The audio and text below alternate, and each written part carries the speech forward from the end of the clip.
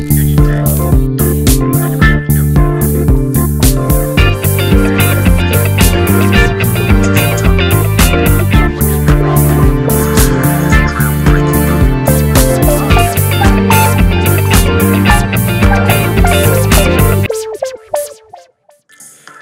on va s'intéresser aujourd'hui aux énergies potentielles, cinétiques et puis énergie mécanique, c'est parti. Alors on va commencer par essayer de définir l'énergie potentielle. On va prendre un objet qu'on va faire monter à une hauteur h, il va partir de A pour aller jusqu'à B. On va le faire monter avec une force F, évidemment l'objet est soumis à son poids.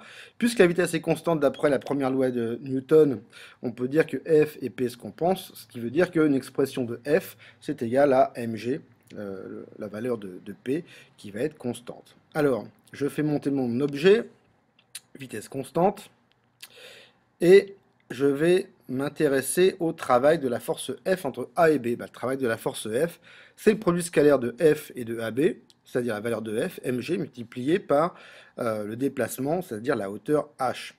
Alors, qu'est-ce qui va se passer maintenant si on lâche l'objet? Alors, si on lâche l'objet, évidemment, il va tomber, donc sa vitesse augmente, ce qui veut dire que l'énergie cinétique augmente. Alors, ce qui va être intéressant, c'est que cet objet va en fait stocker l'énergie si on le place à une altitude qui est h. L'énergie qui est stockée, on va l'appeler énergie potentielle, EP. Cette énergie EP, ça va être égal en fait au travail de la force F que j'ai donné à l'objet. EP, ça va être mg fois h avec l'énergie potentielle en joules, la masse en kilogrammes, petit g en mètres secondes moins 2, et puis la hauteur h en mètres. Alors on a d'autres expressions pour l'énergie potentielle, c'est-à-dire que l'énergie qui est stockée, on peut avoir ça avec des élastiques, on a aussi ça avec des ressorts.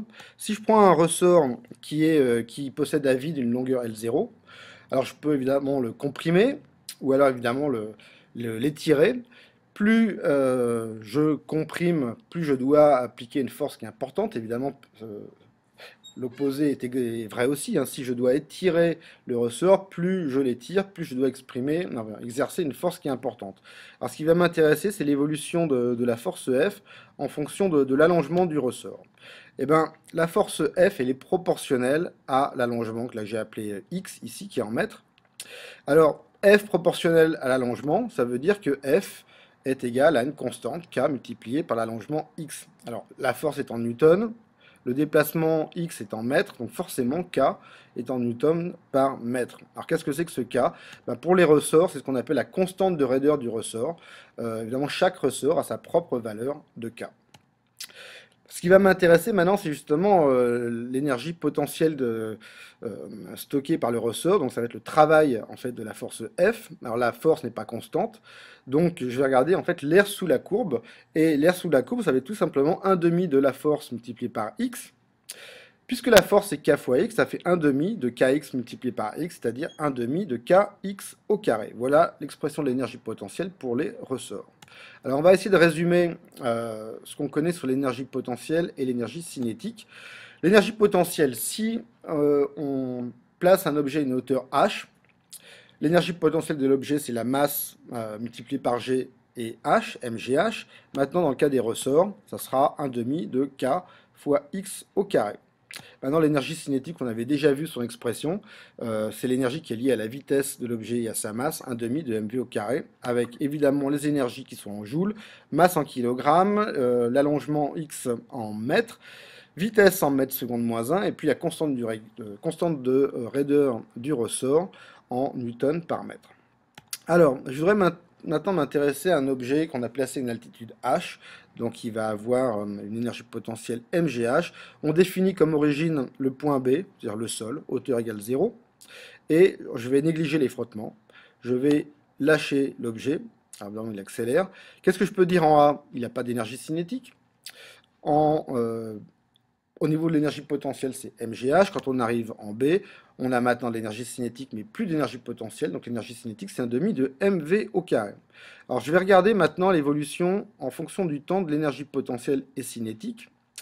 Et puis j'ai rajouté un terme EM. EM qu'on va appeler l'énergie mécanique, qui va être la somme de EP plus EC.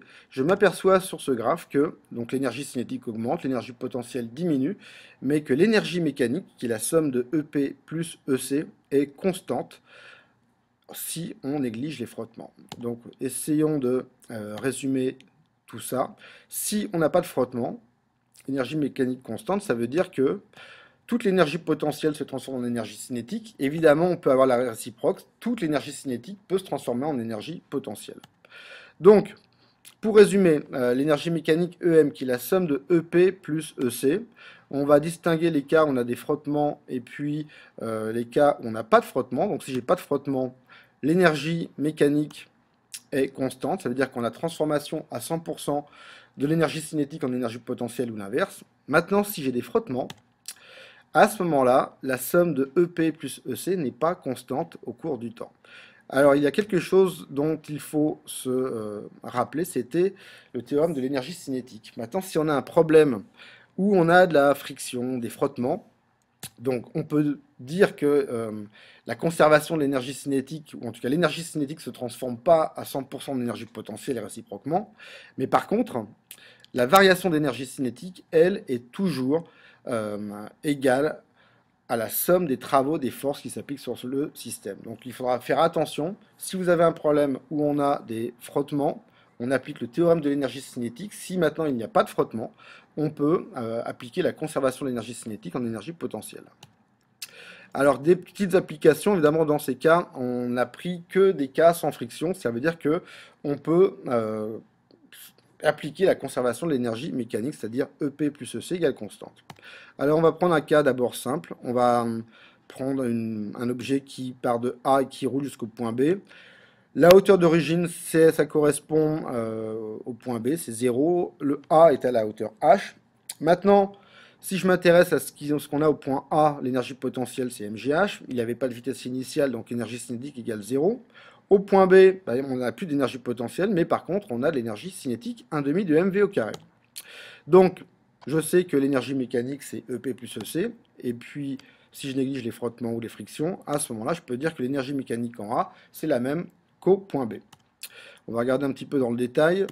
Si je prends maintenant l'énergie mécanique en A, qui est égale à celle en B, on peut dire qu'en A, j'avais que l'énergie potentielle, mgh. En B, j'ai que l'énergie cinétique.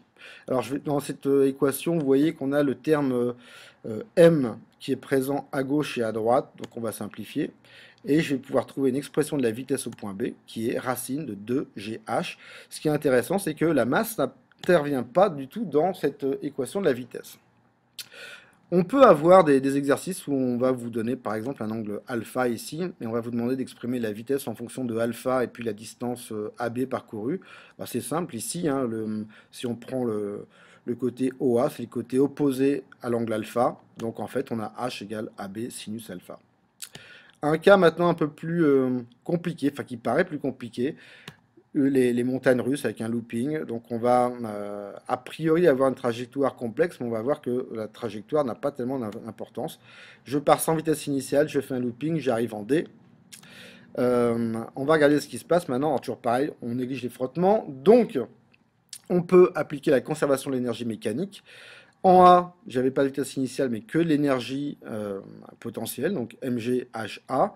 Maintenant, quand on est en B, on est à une hauteur nulle, donc on n'a que l'énergie cinétique. Le point C, maintenant, il est à une hauteur qui est un peu plus basse que celle au point A. Donc on a un mélange d'énergie potentielle, mghc, et puis d'énergie cinétique, 1,5 de mvc au carré. Et puis en D, pareil, on est à une hauteur qui est égale à 0, donc on n'a que l'énergie cinétique. Évidemment, selon ce qu'on cherche, soit la vitesse en D ou en C, où on peut chercher par exemple la hauteur HC, on va pouvoir simplifier un peu ces expressions, mais ce qu'il faut retenir surtout, c'est que l'énergie mécanique en A, c'est la même qu'en B, c'est la même qu'en C, et c'est la même qu'en D. Chose aussi importante dans ce problème, c'est que la trajectoire en fait n'a aucune importance. Seuls les points de départ et d'arrivée vont être importants dans notre problème.